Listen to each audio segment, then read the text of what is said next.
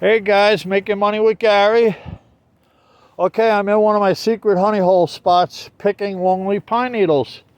Today is August 29th, 2024.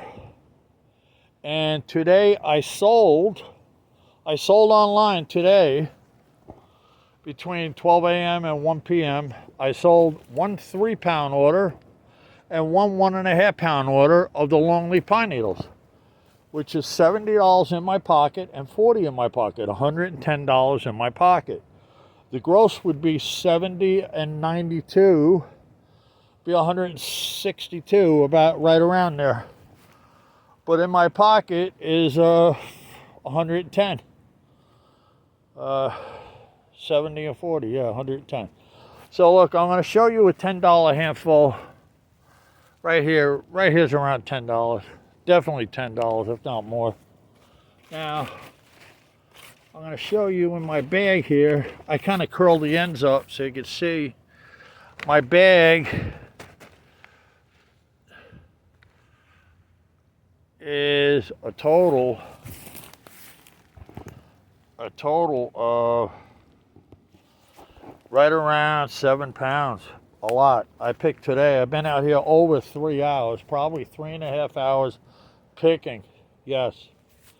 And I've accumulated about 7 pounds, which is, because I'm going to go with 6 pounds after, because then I'll use the rest. It's 7 pounds, but I give away some free, so I'm going to value it at 27 times 6. So 27 times 6 is 27 times 3 is 81, and then 81 is 162. I picked $162 here. And that's because I give away some on each order. So I'm saying 162. That's what I picked. I've been out here for 3 hours solid, 3.5 hours solid. $162. Now guys, it's probably really close to 7 pounds. Now let me tell you something. I've been selling pine needles every day. Today is August 29th, 2024. I've been selling them every day. And I'm really low. Right now, this 7 pounds plus 2 pounds I have home in the stockpile is all I got. So I got 9 pounds in my stockpile. So I got to come out and pick tomorrow. My stockpile went way too low. I like to keep my stockpile at 20 pounds, but I've been getting order after order. Normally, if I average 20 pounds a week, I could keep up with my stockpile. I could have over and above it. But once I go over 20 pounds a week, even up to 25 pounds a week, which is 100 pounds a month, or more than 100 pounds, because there's more than 4 weeks in a month. But once I go over 25 pounds a week, it gets pretty hard to keep up with the longleaf pine needles. So I got to boost this up. Right now I'm going to have 9 pounds in stock, and I got to get it up to 20 pounds in stock. So I have extra needles. Got to always have extra. So I sell these. What do I sell them for? I sell these. People buy these to make crafts. And why do they pay $27 a pound? The things they make, if somebody buys a pound off of me, they can make with that pound of longleaf pine needles anywhere, and that's not including thread and other stuff that they buy to weave their baskets and stuff, and other products, little pieces of wood that they put in the bottom with a fancy emblem on them or something.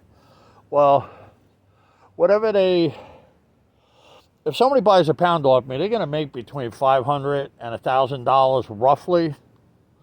Now, yes, in some scenarios, somebody might buy a pound off of me and only make $250, but they're going to make money, so they don't quabble about buying the pine needles off of me. Because I see the baskets, they go anywhere from $30 to $300 to $500 to $1,000, depending on how collectible and how nice they're made. And not only the baskets, the door wreaths. They make wreaths for doors, they make brooms, they make all kinds of decorations for the house. And people pay good money for these decorations because they're works of art. It's craftsmanship. Not everybody could do this stuff, and they sell their work for good money. They ain't working for nothing. Not to say that some people sell the wreaths for maybe $20, $30, or on up to $50, and maybe more if they look spectacular, or if they're super big or whatever. But they make all this stuff with these longleaf pine needles. And I've been selling these for 4 years. And people been buying, and I built up a large clientele. I have tons of people that buy them. I move over 100 pounds a month. I move between 80 and 120 pounds a month. That's my average. And it's been going up. Every once in a while I have a month where I sell 150. And right now is the end of the summer. And the end of the summer, I get hit really hard, which I've been getting hit very hard. And this, by the end of this month, it could be well over 100 pounds.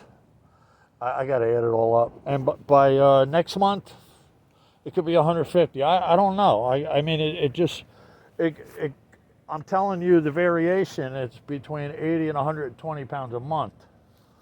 But it's been going up. The longer I've been doing it, the more it's been going up, the more I've been selling, the more noticed I am, and the more people look for my needles because they're good for weaving baskets and things. So I'm 7 miles from the house. I come here once in a while. I know the needles here are very good. It's public land, public property, not private property. I'm allowed to come here and grab some needles. I didn't get a lot. I got a small bag full. Believe me, these things are over a foot deep on the ground. I still have my cold, or whatever it is I have. I'm still sick. And I'm just walking while I'm talking. You can see the needles. They're very abundant. They're all over the place. So I've been here, yes, over 3 hours picking. And I did good. I got my stockpile built up a little. I'm trying to build up my stockpile. I need to come out tomorrow and get another 5 or 7 pounds and do it again until I get caught up where I'm ahead of the game. I don't like being behind where I have to run out and pick every time I sell. So after I send the 4.5 pounds out, I'm going to have this 7 pounds here and 2 pounds left. I'm going to have 9 pounds left over, which is kind of scary because I could get a couple orders and be out. So I also sell vintage books. I move around 100 books a month. I get average between 30 and 35 a book throughout the year. The pine needles, I average around 27 a pound. I move 100 pounds a month. I've been doing this for 4 years. I'm on the SE website. And I make pretty good money. I'm satisfied. The pine needles are a lot of work, but it's worth it. It's probably good for me. I need the exercise. Oh boy, this cold is bad. I'm getting better. So if you're thinking of doing this, if you're down the south there or anywhere where these grow in zone 7, zone 8, zone 9, you could Google the zones or whatever search engine you use. You could check the zones to see where they grow. And if they grow in your area, you could pick them. Longleaf pine needles. And you could sell them. You could look online, see what they sell for. Go to watch my videos. You want to sell vintage books? Do not go to Goodwill. Goodwill is going to overcharge, and some of the books are worthless. They're only good books for people to read if they like to read them, and you're not going to get a lot of money for them. So don't go to Goodwill. If you might be paying $4 a book, $2, $3, $4 a book, and you might not be able to move them. So I would suggest going to a thrift store, Salvation Army, church sales, garage sales. Do not go to Goodwill or any of these places, boutiques, or any of these guys that are way overpriced. There's a guy by me. I don't even know the name. They have an estate sale every week. They go pick stuff up at houses when people are getting rid of stuff. They bring it out and put it in front of their shop. they have any books and they see any value in the books at all, the guy must pull everything up with his phone. They want like $10, $5 a book, so there's no room left to make any money. So I was looking at a book there, they wanted 10 for it. It was only worth 20. And it's got to sit in my store for a month or two. I got to pay $10 for a book, and don't do that. Do not do that. Don't buy them $10 books and stuff. Do not do that unless you see the book's worth $200 and it's going to move. Don't go spend $10 on a book because the guy's telling you it's worth $50 and $100, and you look it up and you see it's only sold for $20 or whatever. Don't get stuck in them traps. And some of these thrift stores, they'll see the books are old from 1920s and 30s. Right away, they'll want $5 a book. Don't buy them books.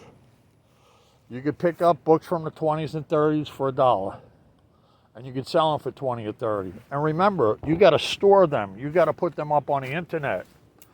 You got to store them in your house for maybe 3 months, maybe 6 months, until you sell them. Then you got to pack them and send them out. You cannot afford to buy books for $3 and $4 or $5. You can't do it. I mean, you're still going to make money, but you really don't do that. Do not do that, because it's bad. It's bad for business. I've done it in the past, and I learned. Do not do that. You're going to buy books, get them as cheap as you can, and then sell them for as much as you can, or stay in the middle with your price. But at least you know, for some reason, if you don't sell that book and you donate it or whatever, you only paid $1.50, and the other 3 books you bought with it, you sold and made $20, $30 a piece on them. So you could take a loss of 1. But don't buy no $4 or $5 books. Really scope out what you're buying. I seen a store, they had books for, they had these books from the 1800s, and they want $120 for the book. And I'm looking at the book, I'm pulling the book up, and the book only had a value. The complete value of the book is $200. And they want $125. They took all the profit out of it. And that's the value of the book. You don't know what it's going to sell for. Do not buy them books. Go in a Goodwill. Don't go in a Goodwill. Go in a thrift store. Go in a Salvation Army store. Go in a store that has used stuff. Don't go to a bin store. Forget the bin stores. Just go to a thrift store or something where they get stuff donated. SBCA or whatever, any place where you can pick them up for $1 or something. Or Goodwill if they have a sale. If they don't buy them. And then just pay $1 a book. That's it. And okay, if you see a book really good, really rare, and you know it's going to sell right away, and it's worth like $200, and you could really identify this book as something that you're going to make money with fast, and they want $10 for it, okay, grab it.